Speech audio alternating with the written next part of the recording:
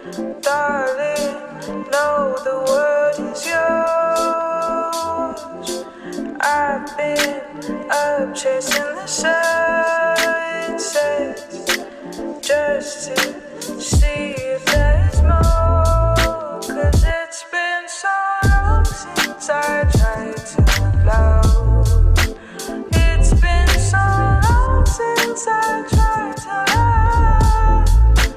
It's been so long since I tried to love. It's been so long since I tried love.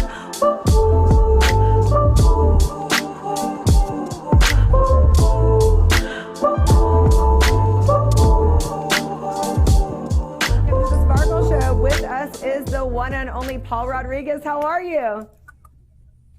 Well, I'm getting older, but not wiser. What are you eating? Well, I got the whole thing here. I'm eating Bobby Salazar's salsa. I got chips. I got mango. Oh my I got gosh. lemons. I got St. Archer's beer. This is my kid's beer company. That's your And, beer company? Well, this is my son. My son owns St. Archer's beer. Where can I get it? So you can get it at all the Whole Food stores. You can get it at Trader Joe's.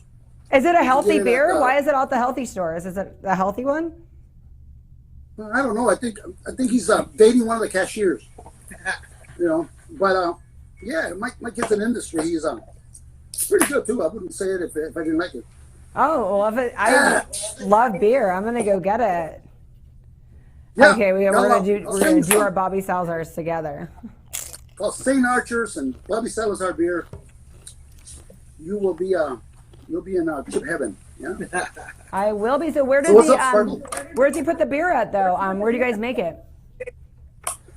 It's brewed in San Diego. Nice. A couple of years ago, my kid called me up and he said, "Dad, I got this investment opportunity." And I go, Paul, you know, I know how to manage my own money. Boy, did I make a mistake. They bought a little company called St. Archer's Brewing Company, and then he got about 10 partners from the X Games. I think there's less partners now. Some of them have been bought off. I'm not too sure on it, but you know, I had read somewhere that little microbreweries was not a good investment because none of them were successful, and he didn't listen to me. That's why he's successful. And next thing you know, people are calling me up. He goes, "Hey, is that your kid's beer? I saw it at the store." I don't know how he did it, but he made it work. That's Me, I'm impressive. just eating my words. You know? You are so funny, but you've been in so many movies. Just so many. Explain your career. Take us through the little journey. Well, let's see. Where do I begin? Well, quite accidental, really. It wasn't my profession. This is not what I wanted to do. You know, I wanted to be Devin Nunes. But things didn't work out. So right by accident, I got out of the Air Force, and then I went to college, and I went to a counselor, and the counselor said, he said, "Well, if you want to be an attorney, you should take some acting classes because, after all, you know, I want to be a trial lawyer. So a trial lawyer is you have to act in front of 12 people. What the hell's going on here? Oh, there's wind. But I did, and my first 3 months there, a casting director from Universal Pictures came over there looking for a guy named Jose Perez. They were doing a movie called DC Cab, and I had no intention of going into movies or anything like that, but I was broke. I was living on my GI Bill, and then I was working at a furniture store. So when I found out, my buddy, may God rest his soul, Jesse Aragon, he said, "Dude, you can get as much as $60,000 if you get this part in this movie." Wow. My eyes went bing. So I auditioned for Joel Schumacher, and I got it, and you know, that's how I got into this. And after that, I kept saying, "Well, I'll do one more, and then after that, I'll go back to Cal State Long Beach." And I'm still saying that, but now it's too late, you know. Now. So what was the Now I'm movie Social for Joel Security. Schumacher? What was the movie? It was DC Cab with Mr. T, with Bill Maher. I love One of the it. funniest guys ever, Charlie Barnett. Marsha Warfield. If that movie would have been a bomb, I would have been an attorney now with my face on all the buses in Los Angeles saying, "Tienes oportunidad? Have you hurt yourself? Call 22222. 555." But it was a hit, and then so I figured, okay, I'll give myself a chance, and then another one came along, Quicksilver with Kevin Bacon, and then Born in East LA, and then after that, I wasn't going to go Cinderella backwards. story. Well, a rags to more rags story, But yeah, that's how it started, and I was looking back the other day, and I got a couple movies coming out before the pandemic. I'm in Clifford, the Big Dog, the children's book. Yeah. The Paramount Pictures. Or do you play shot the it dog? last summer. Everybody says that. No. Clifford is the animated. It's animated. He's a 10-foot dog, and Oh, so it's all there's a lot of good voiceover. people. I didn't know if they were making it into like a live. They always do that. It's these done. days. It's done. It. You have John Cleese from Oh. Monty Python is in it. You have who else? A bunch of people. The star is this little girl named Christine. She's the daughter of Reese Witherspoon in a HBO series, Dirty Little Secrets or something like that. Yes. Little Lies. Dirty Little Lies, something like that. She's gonna be a big star. She's wonderful in it. And the movie is basically about the Sanchez brothers. Horacio from Saturday Night Live, the first Latino Saturday Night Live. He's my co-star there. And who else is in it? They have who's that Indian comic? What's the guy? Russell Peters, and the guy from I Know How You Killed Your Mom. I Know What You Did Last Summer or something. Anyways, they have a great ensemble. Nice. David Arquette, yeah. Oh, he's in great. it. So But it you should were come in the out. movie A Cinderella Story. I was in Cinderella Yeah. Story. I was the chef. I was in. People don't seem to remember though. The only thing they remember is Born in East LA. Although I've been in like 40 pictures. I was in Blood Work with Clint Eastwood. I was in The World's Fastest Indian with Sir Anthony Hopkins. I did Tortilla Soup. Rough Magic with Russell Crowe. Ali with Will Smith. Jamie Foxx. I'm in a few. Paul, what was one of I'm your living up for favorites? residuals. What was one of your favorite experiences? I know you like all of them, but tell us about my favorite. one of them. Well, I don't like all of them. No, trust me, I don't like all of them. I did a bunch of dogs. Like I did G-Men from Hell for Coppola, and that was an experience. But every once in a while, I finished one in Mexico called Ruta Madre that I like. It's in Spanish. A lot of Spanish actors. I would have to say Anthony Hopkins and Clint Eastwood, Russell Crowe. It was one of the nicest experiences, It was really nice working with. I found myself sitting right next to Anthony Hopkins, and I kept saying to myself, "Man, any day now they're gonna come and grab me by the neck and go, sorry, we made a mistake." Anthony Hopkins was a very, very nice man. He's married to a Latina. He's married to a lady from Venezuela, and she had seen a movie called Tortilla Soup, which is a chick flick, and she loved it. So she told her husband, "Hey, get that guy from Tortilla Soup," and that guy was me. That's how that happened? That's how you got cast? Pretty much. It wasn't on my talent, God knows. Wow.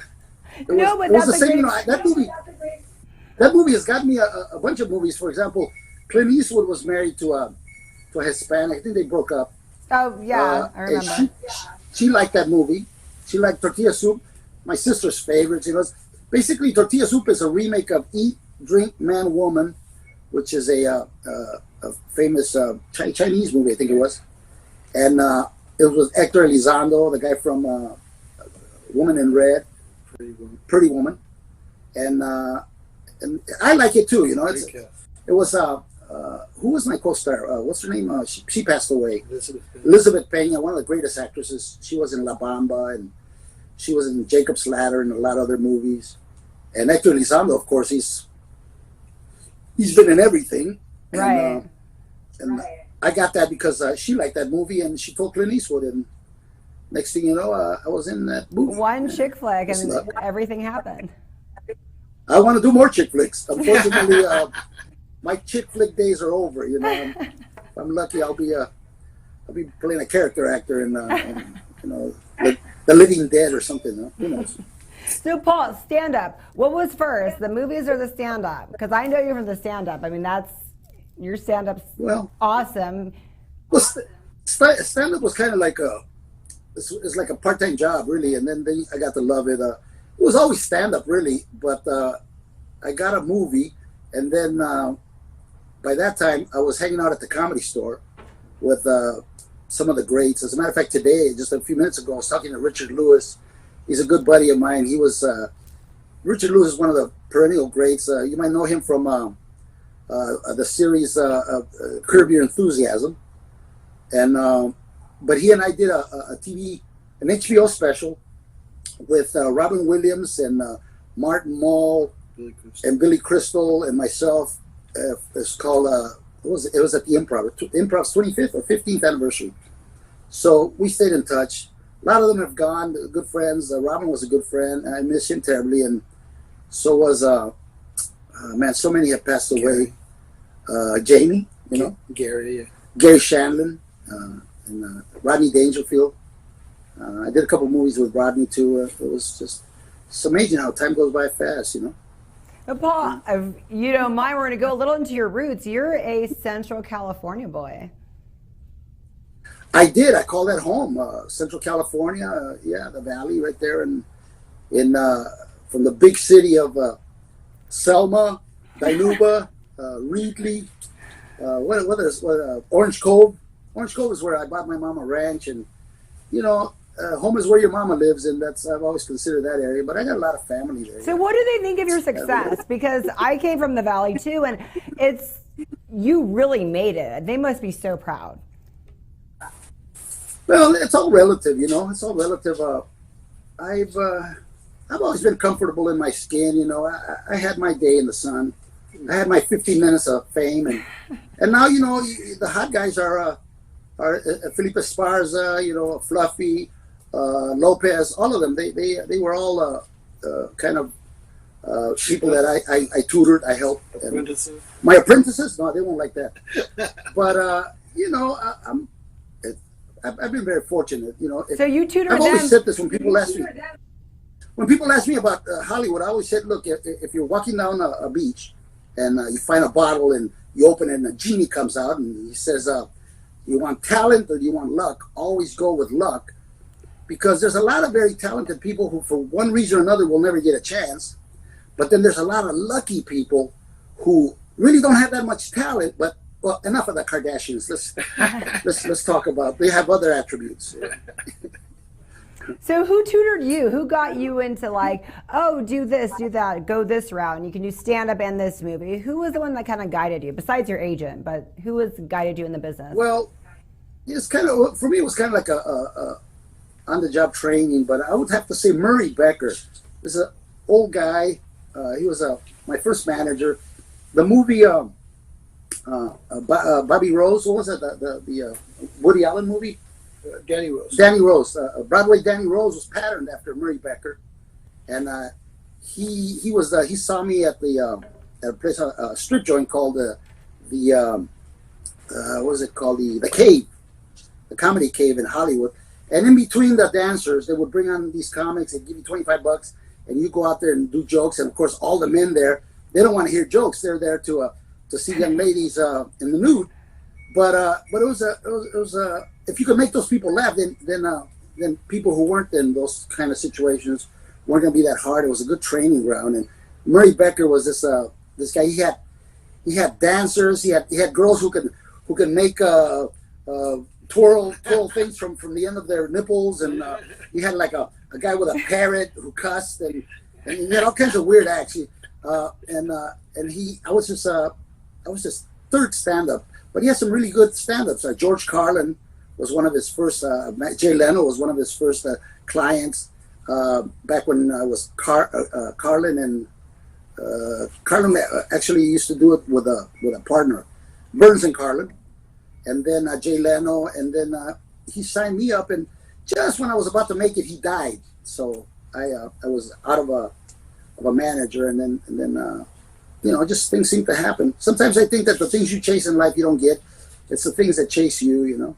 Yeah. But you did some great things. I know you're very modest, but you came back to the Central Valley and helped people in 2004. You did a lot of stuff for farmers. Talk a little about the things you've done. Well, that's kind of one of the reason I got involved with the water situation was because my mom called me up one day and she says, hey, they turned the water off to our ranch. I bought some acres of oranges there for my family. You know, they were migrant farm workers. That's the only thing they knew how to do. And I figured it'd be just a question of me going up there and paying the bill or whatever it was. I figured my brother George pocketed the money, didn't pay the bills. But I went over there and it took me 8 years before that thing was resolved. I learned everything you want to know about water in the valley. I know, you know, about the federal pumps and the state pumps and the smelt, the Delta smelt. And consequently, that got me into politics, something I regret because I lost a lot of friends, you know. Because when I went over there, the Democrats wouldn't see me, you know, and the only people that would see me were the Republicans, and I didn't care. I just wanted water. Right. And after a while, I found myself on shows like Hannity and on Fox, and people would send me hate mail, you know, you're with those racist people. And it was a nightmare, but I didn't care as long as we got water. And we petitioned the Obama administration to open up the pumps. Nothing happened. And although I'm not here to support Trump or support whoever, I've learned my lesson. Mr. Trump, within 6 months, 8 months of his administration, we called Devin Nunes, and holy cow, he opened the water, and there's water in the valley there. But it wasn't really my doing; it was the doing of all the farmers there. You know, all the people that marched there. I didn't know anything else to do, so one day I said, let's march all the way to the dam. I forget what it is. What's called now the flat. What's the dam up there? Pine Flat? Or Pine Flat. Okay. And we marched from there, and then Arnold Schwarzenegger flew in. And to make a long story short, I think the farmers have water now, but it wasn't really my doing. It was the doing of all the people there. I know, because but when they cut the water off. Yeah, I'll take credit for helping. I mean, you know, you went there, you made it, you came back, you helped, you know, us, and you know, I have a farming family from the valley too. I just wanted to get water for my mom, and look, it turned out to be I became Cesar Chavez Light, you know. Cesar Chavez Light. It's you know, I knew Cesar too, and he was a great man. But consequently, the United Farm Workers kind of got upset at me. They said, this guy's meddling, he doesn't know what he's doing. And I didn't understand why wouldn't the United Farm Workers be on board and, you know, to help get water. But there was a lot of politics involved. Isn't that amazing? Let's let bygones be bygones, you know. Yeah.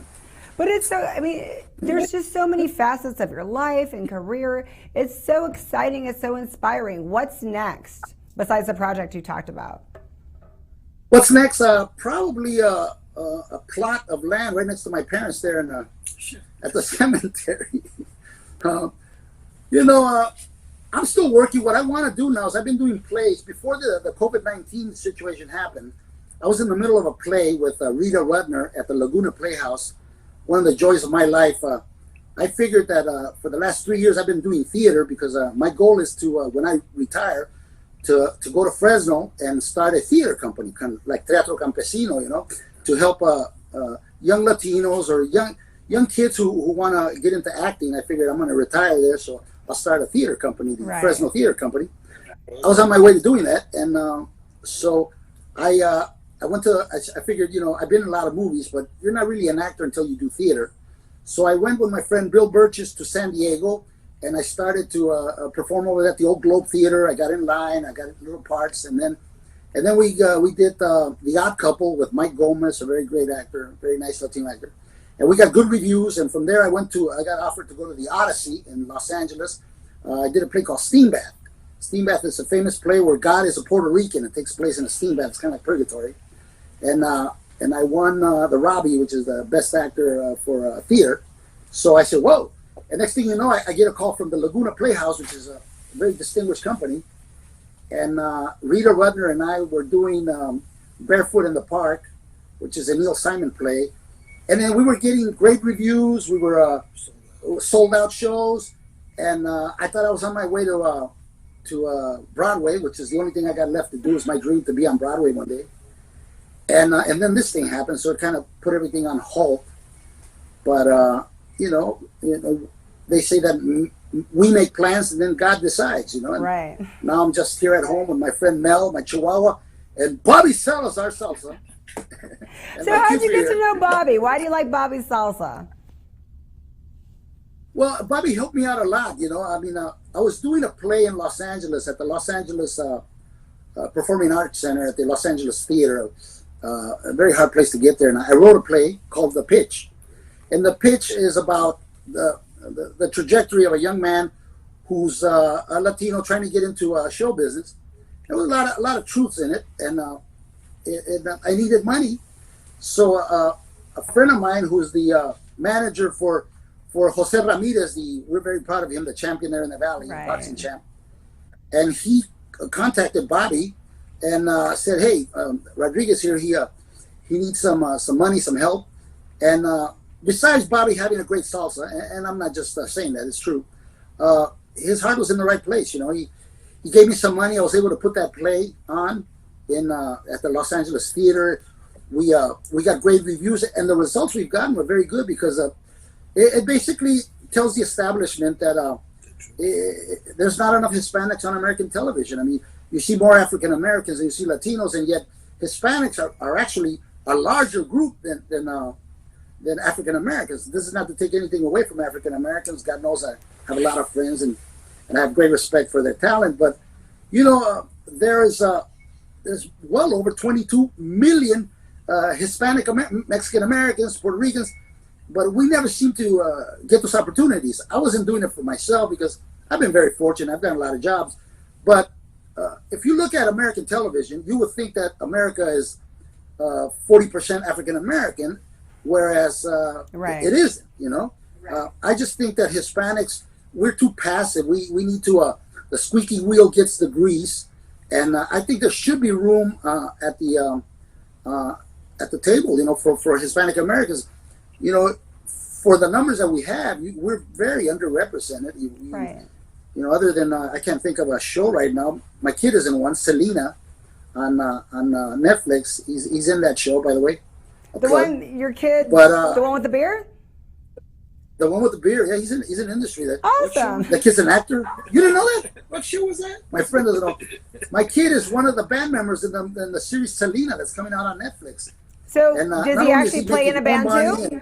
money Yeah, he does play, but my kid is actually better known for being a skateboarder. He's a world champion skateboarder.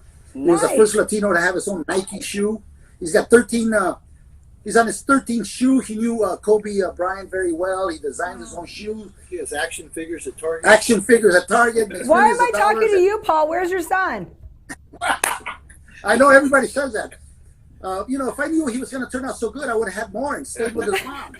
But stop laughing. She could be watching. But you know, he's a blessing from God. He's been terrific, and there will always be a Paul Rodriguez apparently because he's taken over, and I'm good with that. Yeah. That's incredible. Wow. Are you guys ever going to act in something together? That'll be exciting to see. Well, we are working on something. As a matter of fact, I wrote this thing called the Bodega Boys. We've done a lot of pitches, but for one reason or another, you know, it's really hard to get the people in Hollywood to believe that a show about Latinos or with Latinos can have success. It's very, very hard. You have, you know, I pitched them an idea called Three Generations with Edward Olmos, myself, and my son. Ooh, that's Just a good his mix. followers alone is millions of people. They passed on it. NBC gave us a deal. They passed on it. ABC gave us a deal. They passed on it. So I'm not gonna use the race card, but I will. but Mel will. It's just hard, you know. I don't know why. I think I talk to a lot of the executives, and they give you lip service. And I think the situation is that they figure that if you're Latino, you should be on Telemundo or Univision, and of course I've done that too. Oh, okay. But I'm trying to explain to them that there's a lot of Hispanic Americans who don't really function in Spanish. They talk English, Right. you know? And there's a big market for that. But slowly but surely, the doors are opening. Not fast enough for me, because I believe that. But in the future, I think that a lot of the young actors and actresses coming up. Well, and can this you is pitch why it I to want to start a Netflix? theater company. Huh? Can you pitch it to Netflix? What? That show? Every time I go to Netflix, it's wonderful. Mr. Rodriguez, come in, sit down. We're big fans. We're so happy to. Here, you want some coffee? You want a beer? Can we get you anything? How are you? And then, yeah, we'll think about it. And then they don't do it. I don't know. I think it's sad. See, when I go there, I'm not looking for a job for me, really. I got Right. plenty of projects, and actually, I'm semi-retired. You know, I don't really want to work that much. But it's a shame that you have a lot of very talented, prepared Hispanic kids who took the classes and everything, but there's just no shows for them, you know. But the doors are opening slowly. You have Jane the Virgin, who was a very good friend of mine. As a matter of fact, she was at my house. We shot a couple of things, and then a month later, she got that show. I was very instrumental in her career. I'm happy for her, and I think that's my job now, to basically, you know, see talent and help them out wherever I can. You know, I want to poke on the ribs to the system. You know, be a thorn on their side until they take us into consideration. I mean, there's no reason why every network has at least 5, 6 African American shows. Every time they talk about minority helping minorities out, they always think black. They don't think brown. I want to make sure that they have brown on their mind. You know, I want to make sure that when my granddaughter sits there to see television, that she'll see more than just Dora the Explorer. You know, there should be room for us. There has to be room. If we own the airwaves and we're citizens, but the problem is that we're very passive. You know, a lot of my actor friends, they don't want to protest at the Oscars. They don't want to protest at the Emmys because they're concerned about their career. About their you know, jobs, they don't want to be that's a blacklisted. very hard decision. Me, I don't care. There's nothing they can do to me. You know, I mean, they want to blacklist me. Hey, I tell all my Latino friends, hey, you're not working now. You know, what are you afraid of? You know? I don't care. I think I'm going to continue to make noise because it's not gonna stay like this. I think people like Bobby and you know, a lot of people, Latinos who have been very successful. They're the ones that we got to get together and have them write to Coca-Cola and write to Procter & Gamble and let them know that we are not satisfied with these numbers. We need equal representation. Even their own numbers will tell you that Asian Americans, who are like 1 or 2% of the population, have more prominence on television than we do. You know, we are very, very El Paso. There's some cities where we are the majority, you know, and yet there's no. You know, the George Lopez show was on, and that canceled. I think that should have continued. You know, Fluffy is doing good. There's 1 or 2, but if you stop to think of how many shows of African Americans there are, you lose count. You know, I think that they should have Blackish, but they should have Brownish also. You know, well, and they'll tell that'd you, well, be a great show. I'd love that. Brownish. Yeah, sounds like a burnt cookie, but I'll picture that. No, there are good writers. See, the problem is that the people who run the networks, they don't see Mexican Americans as intellectuals or doctors or lawyers or upper middle class. That's another problem, is the typecasting. They don't never see people like that. The people they see, and a guy named John Peters, who used to be president of Colombia, was married to Barbara Streisand. He told me a long time ago that he feels that the problem is that all these executives who come from the East Coast, when they go home, it's Socorro who's taking care of their kids, is Juan who's taking care of their lawn, is Manuel who's taking care of their car. Right. They don't know any Mexican Americans who they consider their intellectual equals. America has the wrong concept of us. They think that we are just muscle. We're not brains, you know. And of course, we do humble jobs. My parents were migrant farm workers, but the next generation is not necessarily so. The colleges are full of Mexican Americans. I see a bright future for us, and we should prepare. I wish I were young again. I think the future is going to be is going to be Latino. Yeah. Right. Well, I think it's going to happen. And I think you have a lot of fans out there that are going to push. If you have a movement, you want us to sign up and write to Coca-Cola, write to everything, make it happen. Well, I simply think that one person can make a difference. You know, one letter to the president of Procter & Gamble and it doesn't have to be an angry letter, it's just a question saying, my name is so-and-so, I got 3 kids, I got 4 kids, I watch television, and I'm concerned that I've had a lot of Hispanic Latinos who don't want to help me in this battle. They go, just even my ages always said, you could have done more if you would just be less of a loose cannon. If you just shut up. Don't rock the boat. But the thing is, look, when my granddaughter sits down to watch television, and when your granddaughter or your kids or whoever, when Latino kids are watching television and they don't see themselves on morning cartoons, they don't see themselves on their favorite soap operas, they don't see themselves, they are affected by low self-esteem. And that translates into a lot of problems, but I can't get LULAC or I can't get the MAPA or MECHA or none of these people. They think that the battle is not that important. The show business is not that important. And I beg to differ, because show business is the thing that goes into people's homes. Perception is reality in this business, and if all they see us is narco traffickers and gangbangers and that sort of thing, then the conception of us is detrimental to our future. The thing with Hispanic Americans is that many of our young ladies will marry a white guy and move to the suburbs, and their battle is over. But I think that we have to continue to let America know that we are not only your servants. We are not your maids. We are not your lowly jobs that maybe our parents did that, but a lot of the second generation, we're just as smart and we're just as talented, and we have to keep knocking on the door. Nobody has ever gave up opportunities. The president of these networks is not going to say, let's have the Ramirez family. No, you have to continue to be in their face. You have to continue to prop them, and we'll make them come around one day. I hope I'm around for that. Well, it took you a while to get the water going, and it's going. So if it takes a while, we'll get this going, Paul. It's going to take a while, and I want to thank Bobby Salazar. Him and his wife have been very supportive, and I want to let them know that when I told them that I was going to be a fan of their salsa and of theirs and their restaurants, I've been eating at their restaurants ever since I used to live there in Fresno, and he's a perfect example of a successful businessman. He's not one of these Latinos that has just sat down and waited for success to come out of thin air. I mean, I admire that sort of thing. I don't care what you do. I try to tell youngsters, whether your dream is in fashion, or whether your dream is to have your own makeup line, or your dream is to have your own car company, whatever your dream is, this sounds very cliche-ish, but it is possible. It is possible. It's just a lot of hard work. Don't let nobody take those dreams away from you, It's not going to come easy. It's a lot of hard work. I can't tell you any very successful people who just had it handed to them, other than me. But it's cool that we could buy this anywhere. Isn't it cool that you got to buy your local stuff now in LA? Yeah, you could buy this all over. I did it.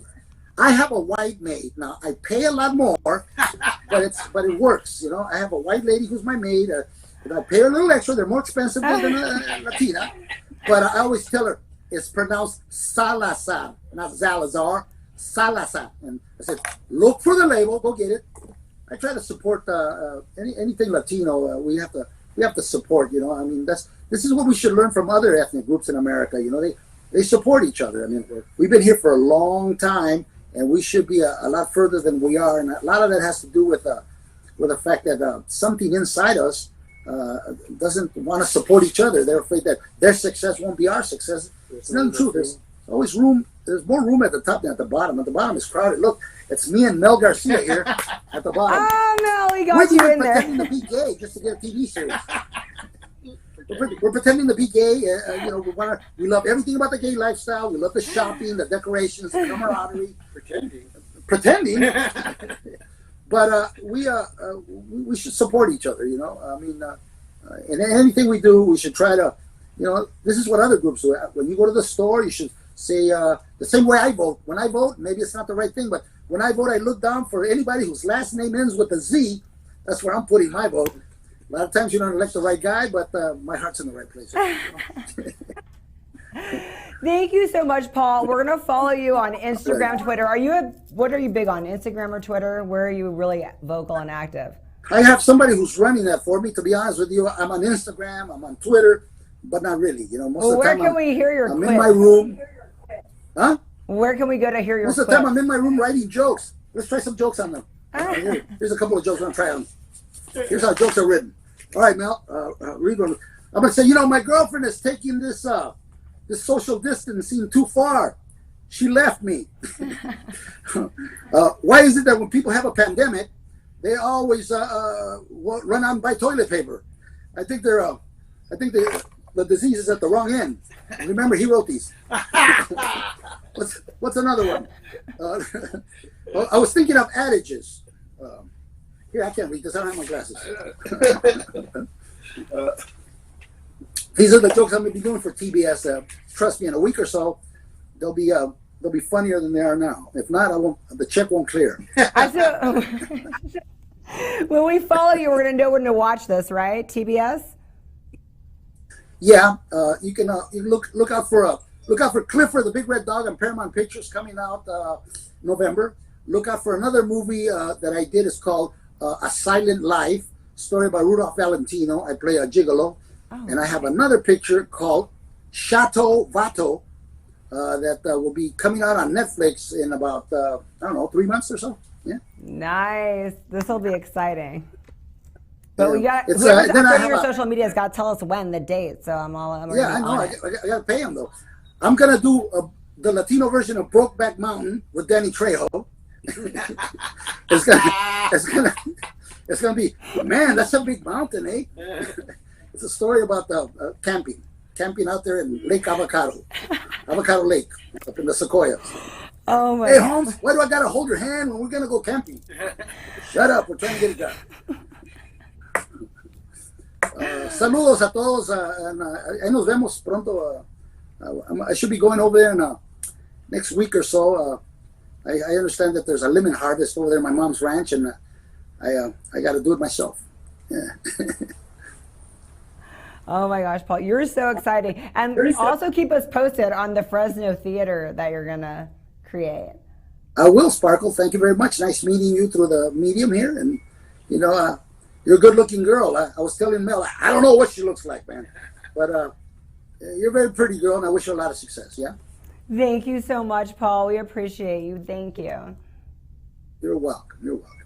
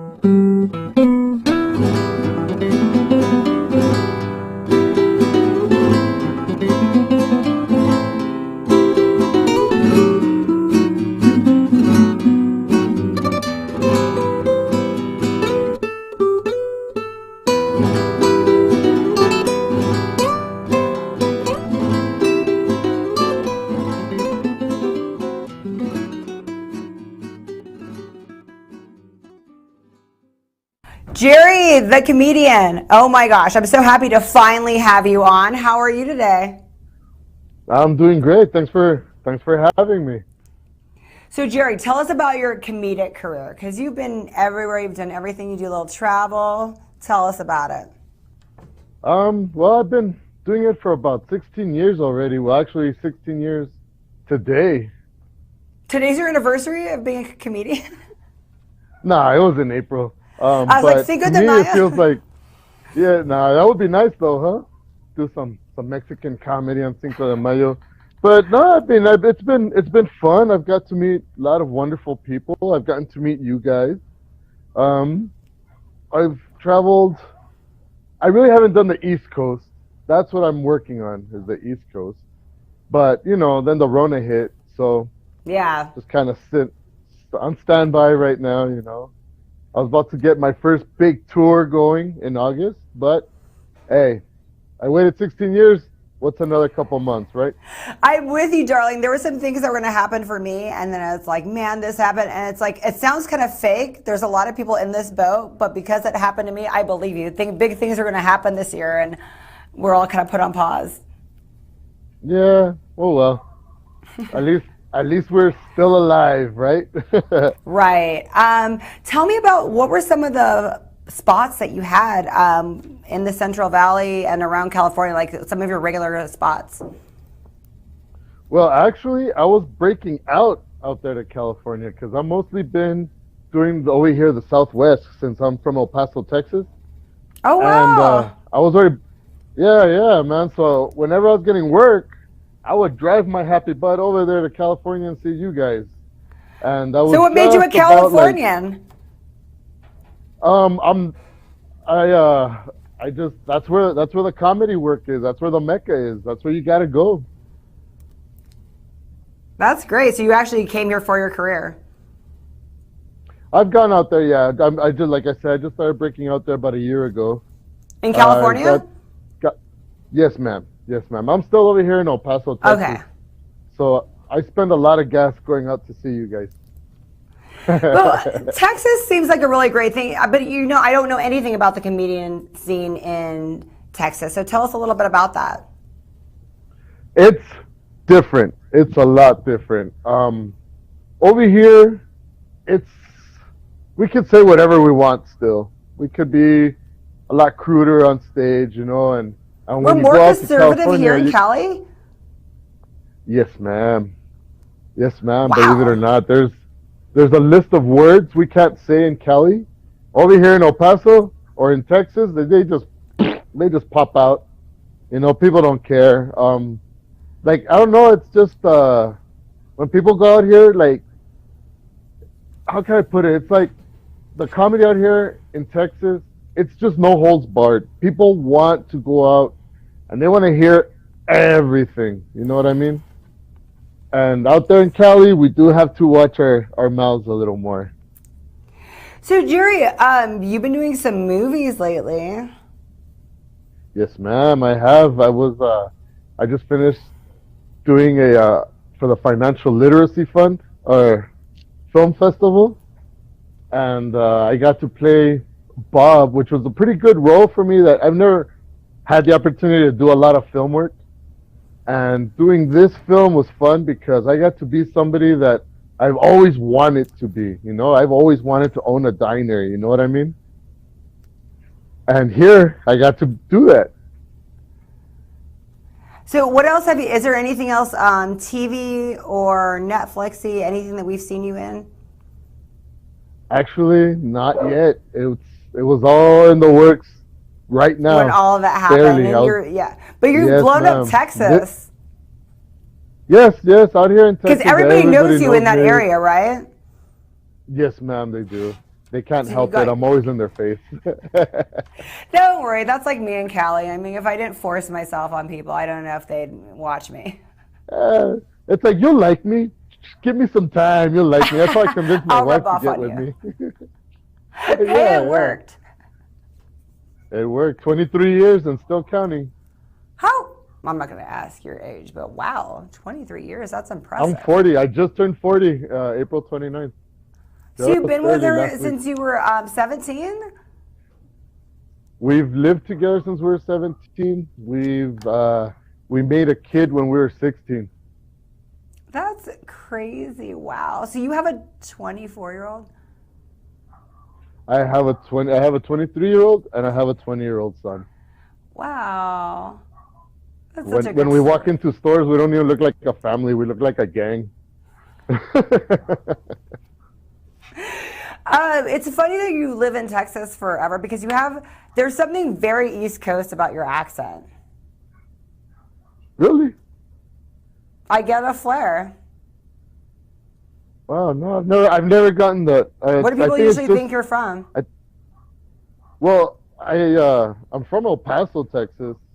Technically, Texas doesn't even know that El Paso is in Texas. I think it's just the El Paso accent. Everybody is like me, pretty much. So you toured a lot in California. You toured in Texas, and you said most of the West Coast. What are some other places that you toured? I was mostly just the Southwest. I mean, over here, we've got a nice long stretch. Over here, Texas, it's like its own country. It really It really is. I mean, it takes hours to get across it. It takes hours to get to the next gig. Touring Texas is like touring Europe, you know, over here. Except there's it's a lot hotter.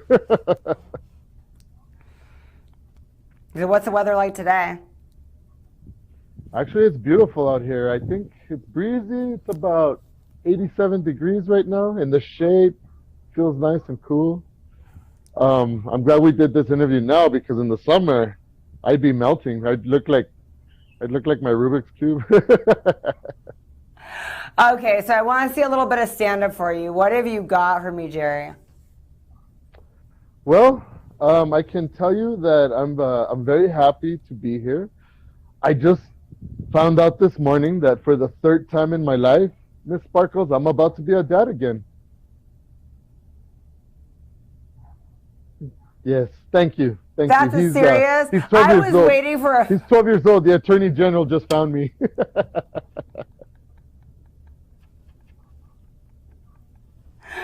Oh my God. Everybody loves that one. Have you seen I went to go visit with this whole Corona thing going on, older and uncles, and I went to go visit a couple of them.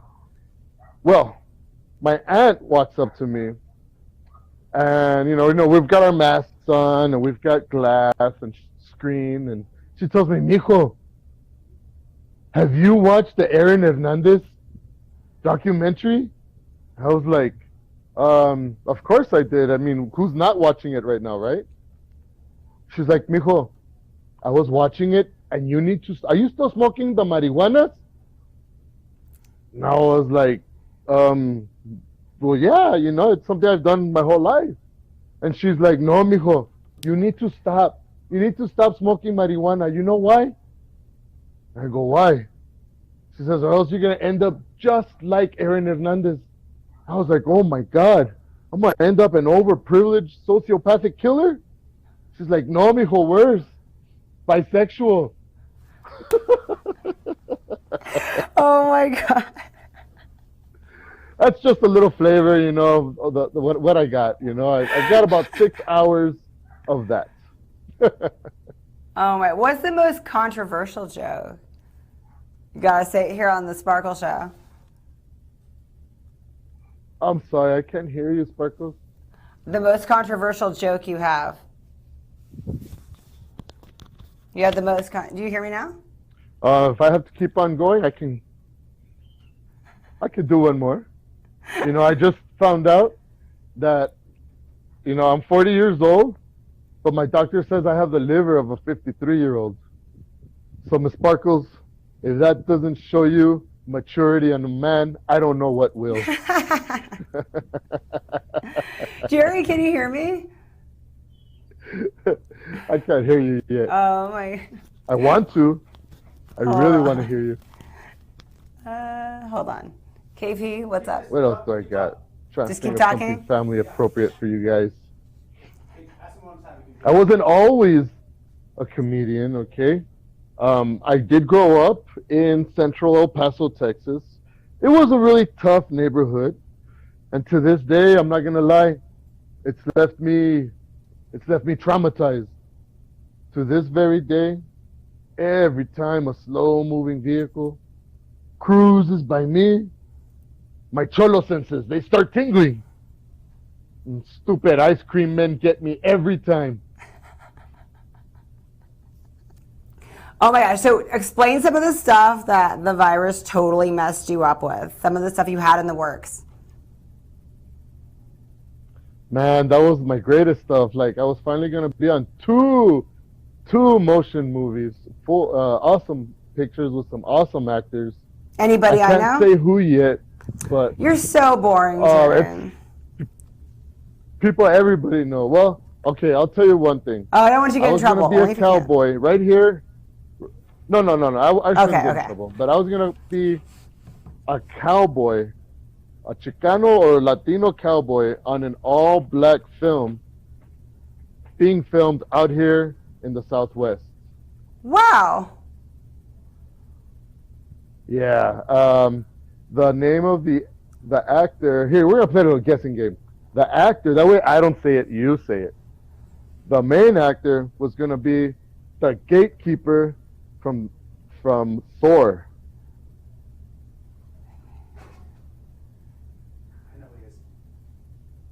Okay, it was Idris Elba. Oh, that's so awesome. Are you serious? That's so cool. Yeah. Yes, ma'am. Yes, ma'am. And well, of course, he came out, and you know, he was one of the first actors that got tested, and it was like, oh, I've got Corona. It's like, now we've all got to wait. And then another big film. Yes, yeah. We were gonna be filming like already, like in April. We were gonna film. But he got Corona? Yeah, he was one of the first ones. Like probably like I want to say like a week after Tom Hanks had found out. Okay. I missed that. I'm a fan of his. Yeah, and then of course the Rona shut everything down, and then we were looking at being on one of John Singleton, what was gonna be John Singleton's last show or last movie with Sean Penn and all that. They're doing a thing for Colors, the sequel, and I was gonna be on that one. Well, I am, but just gotta wait. So you have an agent or something? You're doing big things.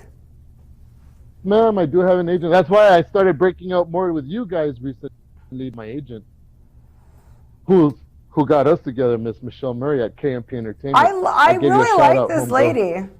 I haven't met her yet though, but she is awesome. She is awesome, and she also got me hooked up with this other producer, and we're still gonna do it. All this we're still doing, but it's on the racks right now. The Laughter Legion, which was going to be my Laughter Legion, 1,000 stand-up comics being filmed out there on a patio in Hollywood, and then building the residency through Vegas. So that's my biggest one right there. Well, I hope things continue. Okay, now I'm going to ask you, what was the worst comedic experience? Like, did you ever get heckled so bad, or like, what happened? You got to be honest. Come on, this is fun. That's going to be hard because there's been so many. Well, I think the worst one was I've had beer thrown at me, like full cans, the 16-ounce cans of Land Shark. I had some guys, they weren't really heckling. They were just going about their drunken business. And I started playing around with them, because that's what you do. Hey, stupid, blah, blah, blah, blah, blah, blah. And they started getting all crazy, and, bouncers are walking them out. But as he's walking them out to the left side of the stage, he just, like Joe Namath, he just zooms that Land Shark across the stage and just barely misses my face, man. And of course, I'm just sitting there wet, full of beer, and I was upset because I could have drank that beer. You know what I mean? It should have been mine. It's called alcohol abuse, damn it. Exactly, And here they are calling me a drug offender in Texas, but that's not true. I've never offended a single one. I cried over that beer. But I'm glad to say that the majority of my experience as a comedian has been beautiful. It's been wonderful. I've had some people try to sabotage and ruin me, of course, on social media, but it just got me more publicity and more followers. So there's no such thing as bad publicity. Well, there is, but you don't want to be certain comics these days. But I'm glad I'm me. Who's your inspiration? What comedian were you like, I kind of want to follow that guy's career? Bill Hicks. He was a comic from Houston. He died in the late 90s, but his message of like unifying humanity and just everybody around us with comedy and with the truth, he inspired me to get up there and and start saying the truth. Like I'd go up there and I'd just make stuff up, you know what I mean, to get people laugh. But after a while, I started picking at real things in life, in my life, and it just made things better for me, you know. It just made everything flow better. And he was kind of like the guy, kind of like a George Carlin type of guy. But aside from dying, I would love to have his career. Well, I think you might when everything gets back on track. So you've always lived in Texas, just different parts of Texas, right? I've always lived in El Paso. Oh, so you've always lived in El Paso, and then you spend a lot of time in California just coming back and forth for the different projects you've had. Yes, ma'am, exactly. But that's great. You get to still live there and have your career. That's pretty incredible, right?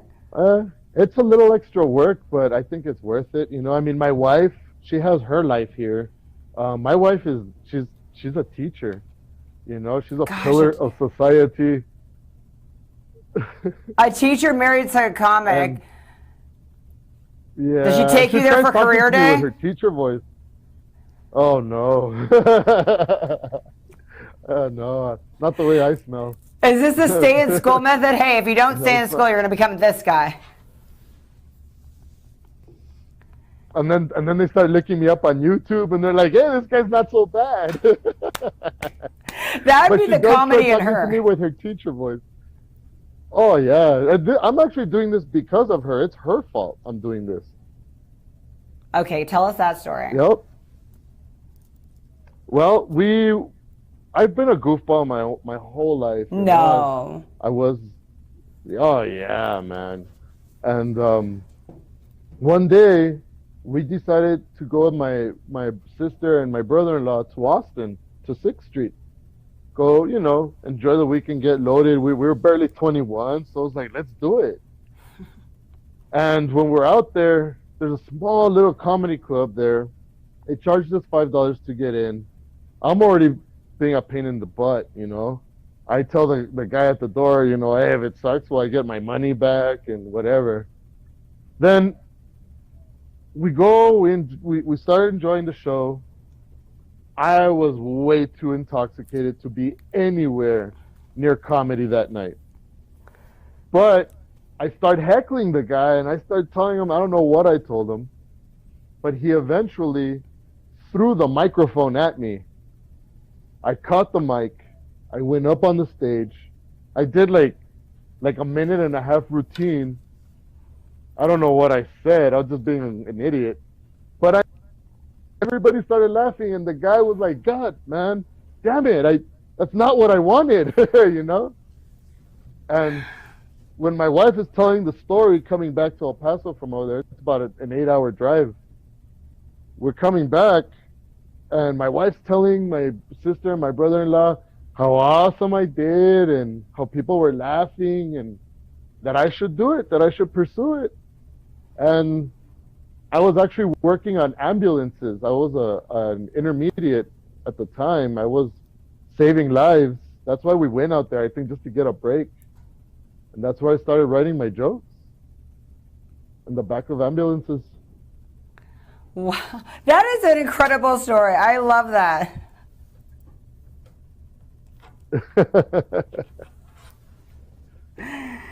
The back of ambulances. Dun, dun, dun.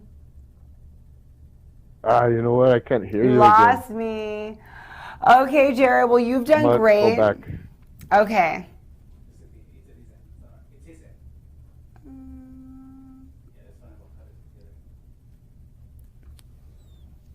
I'm ready to end it. Yeah, edit. Try to react. There you go. Go ahead. I can Yeah. hear you guys. Oh, you can hear me now? Yes, ma'am.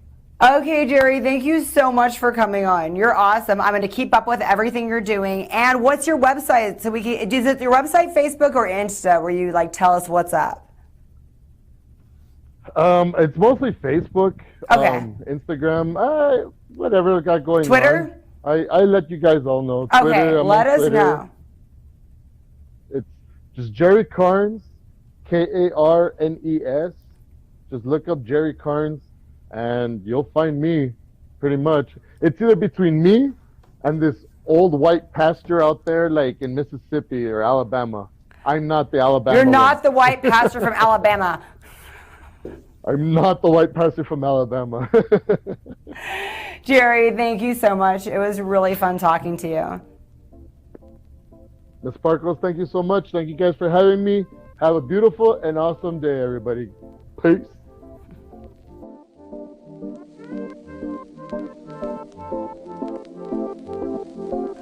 You can have all